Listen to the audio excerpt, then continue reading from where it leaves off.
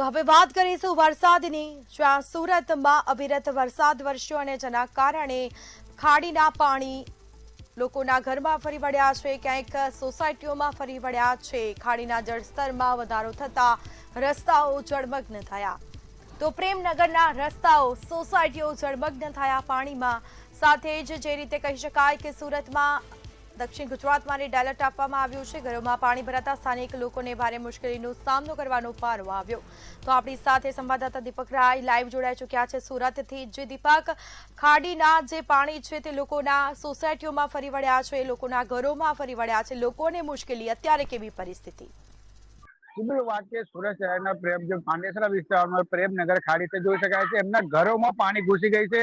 ઘરની આ ગલી છે, સોસાયટી છે, એમની અંદર ઘૂંટણ સુધી પાણી ભરાઈ ચૂક્યું છે। ખાસ કરીને જોઈ શકાય છે જે લોકો હેરાન પરેશાન થઈ રહ્યા છે, લોકોને હવે ઘરમાં પાણી ઘૂસવાનું વારો આવ્યું છે। વાત કરીએ કે આ બીજી વખત પાણી ઘૂસવાનું વારો આવ્યું છે। જ્યારે પહેલી વખત પાણી આવી હતી ત્યારે આ તમામ ઘરોમાં પાણી ઘૂસી ગયું હતું। હાલ આ ઘરને ગલીઓમાં જોઈ શકાય છે, લોકો અહીંયા બેઠા, એમના ઘરને બહાર જ પાણી ભરાઈ ગયું છે। નાના નાના છોકરાઓ હોય કે ઉંમરમાં હોય, બધાને તમામને તકલીફનો સામનો કરવો પડી રહ્યો છે। કેટલી ભરાય છે? બહુ પાણી ભરાઈ જાય, આ દરવાજા ઉપરથી પાણી ભરાય જાય। હમણાં કેટલી તકલીફ કેટલી પડે છે? બહુ તકલીફ પડે છે। हमने तो सब पहले तो सब सामान भी दे गया हमारा। अभी जैसे ये सामान दिया था ना, ये पैसे मिले तब जाके वो सामान दिया, अभी सब काम कर रहा है। બિલકુલ લોકોને હેરાન પરેશાન થઈ રહ્યા છે। ખાસ કરીને વાત કરીએ કે જોઈ શકાય છે કાકા કેવી રીતે ઘૂંટણ સુધી પાણીમાં ઉભા છે, કેમ કે એમનું અહીંયા ઘર છે। શું કહેશો કાકા, કેટલી પાણી ભરાય છે ખાડી વાળી? ખાડી બાજુ જોવા જઈએ તો ઘરું જ પાણી ભરાઈ જાય છે, પરંતુ કોર્પોરેશનના કોઈ પણ અધિકારી અહીંયા કામકાજ માટે કે કોઈ પૂછપરછ માટે આવતા નથી અને કોઈ પણ જાતનું આ લોકોએ સહાય આપતા નથી।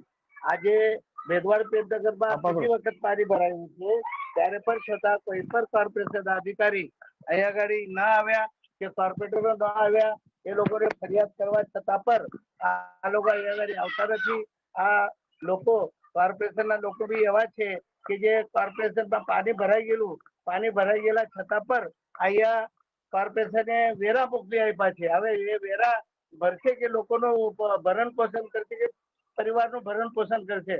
મારી તો એક જ વિનંતી છે કે જે વેરા અત્યારે કોર્પોરેશને આપેલા છે તે ઝુંપડપટ્ટી વિસ્તાર માટે, ખાસ કરીને ભેદવાડ પ્રેમનગર માટે આ વેરા માફી કરવું જોઈએ અને લોકોને જેટલું થઈ શકે એટલું રાહત આપવી જોઈએ, એ જ મારી વિનંતી।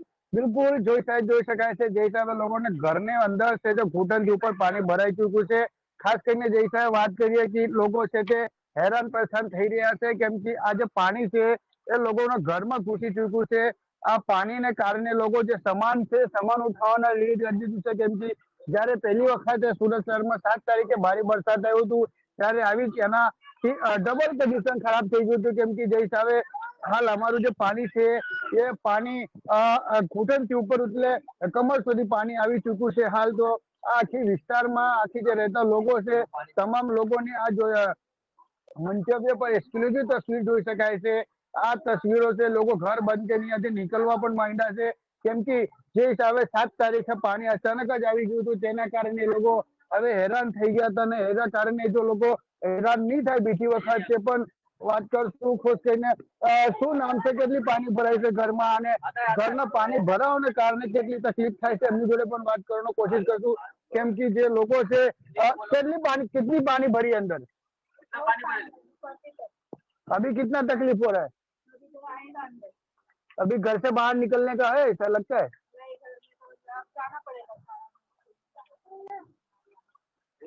બિલકુલ અહીંયા સ્થાનિકને પણ ખબર છે કે હવે અહીંયા પાણી ભરાવાનું શરૂ થઈ ગયું છે, તે લોકોને હવે અહીંયાથી ઘરની બહાર નહીં નીકળવું પડે, અહીંયાથી કશે ને કશે સેન્ટરમાં કે પછી સરકારી શાખામાં કશે આશરો લેવું પડે એવું છે, કેમ કે જે હિસાબે ગલીમાં ઘૂંટણથી ઉપર પાણી ભરાઈ ચૂક્યું છે। જોઈ શકાય છે આ પ્રેમનગરની જે વેવાદ ખાડીની ગલી છે એમાં તમામમાં પાણી ભરાઈ ચૂક્યા છે। ઘરને બહાર લોકો ઓટલા પર રહી રહીને સામાન બહાર કાઢવા માંડ્યા છે। ખાસ કરીને જે હિસાબે જે લોકો છે એ હવે હેરાન પરેશાન થઈ રહ્યા છે, અને તેના કારણે હવે વાત કરીએ કે આ તમામ લોકોને ઘરોમાં અને ઘરની બહાર પાણીથી પાણી થઈ શકાશે. ખાસ કરીને જે હિસાબે જોઈ શકાય છે લોકો કેટલા તો ઘરોમાં લોક મારીને પણ નીકળી ગયા છે. એમની જોડે પણ વાત કરવાનો કોશિશ કરશો. શું નામ છે અને કેટલી પાણી ભરાય છે અને હાલ કેટલી પાણી છે? કેટલી પાણી થઈ? બહુ બધા પાણી ભરાઈ ગયા છે હજુ સુધી. અહીંયાથી કેટલા લોકો ખાલી કરી ચાલી ગયા છે. બરાબર, તકલીફ કેટલી થાય છે? બહુ તકલીફ થાય છે. પાણી ભરાઈ ગયા તો અહીંયાથી કોઈ તલાવ નથી, રાત નથી, કઈ નહીં, બીજું કઈ નહીં. બિલકુલ આ જોઈ શકાય છે. આ ખાડીનું પાણી છે. આ સામે જઈ રહ્યું છે ખાડી છે. એના ખાડીથી જ પાણી અહીંયાથી બેક મારીને તમામ વિસ્તારોમાં ભરાઈ ગયું છે. આ જે લોકો છે તે હેરાન પરેશાન થઈ રહ્યા છે અને જેના કારણે એ લોકો આ ખાડી પૂરને કારણે હેરાન થઈ રહ્યા છે. આ કશે ને કશે સુરત નગરપાલિકાને જે ખાડી ના સાફ કરવાના અને ખાડી સફાઈને નામે જે લોકો હેરાન પરેશાન કરવામાં આવે તેના માટે તે લોકો હેરાન થઈ રહ્યા છે. જોઈ શકાય છે આ એક યુવક ઉભો છે. એના જે પાણી કેટલું ભરાયું છે કેમ કે જે હિસાબે આ યુવક ઉભો છે જાન સુધી પાણી છે. क्या नाम है आपका और कितना पानी भरा है? कितना पानी भरा है? बहुत पानी भरा था इधर, मंदिर तरफ पानी भरा जाता है इधर। कितना परेशानी होती है? बहुत परेशानी होती है हम लोगों को।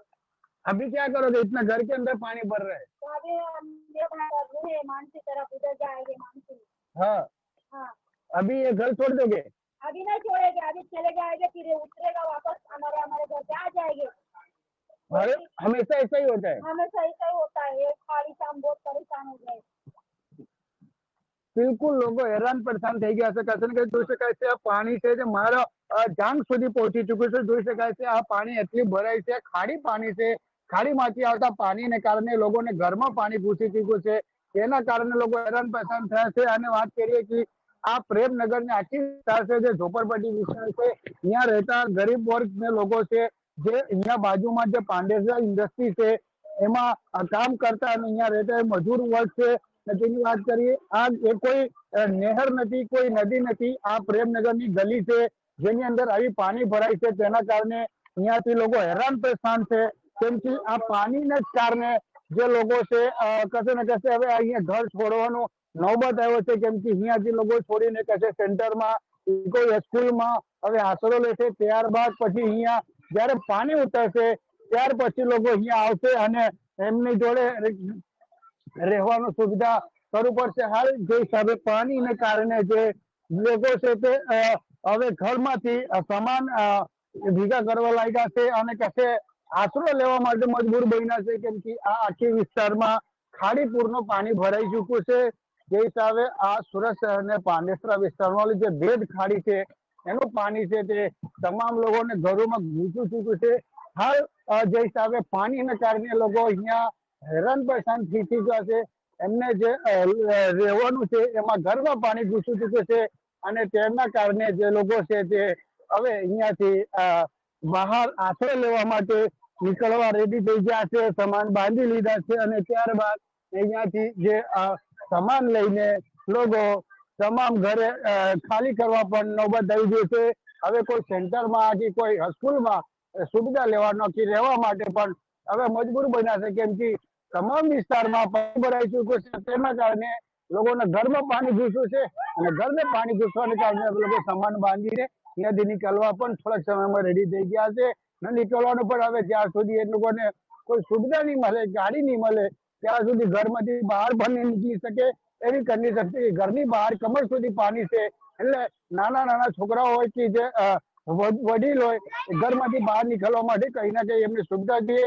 પણ હાલ અહીંયા ખાડીપુરને કારણે તમામ પાંડેસરા વિસ્તારમાં જે પ્રેમનગર છે એમાં તમામ ઘરોમાં પાણી ઘૂસી ચૂક્યા છે. જી બિલકુલથી જાણકારી આપવા બદલ આપનો આભાર.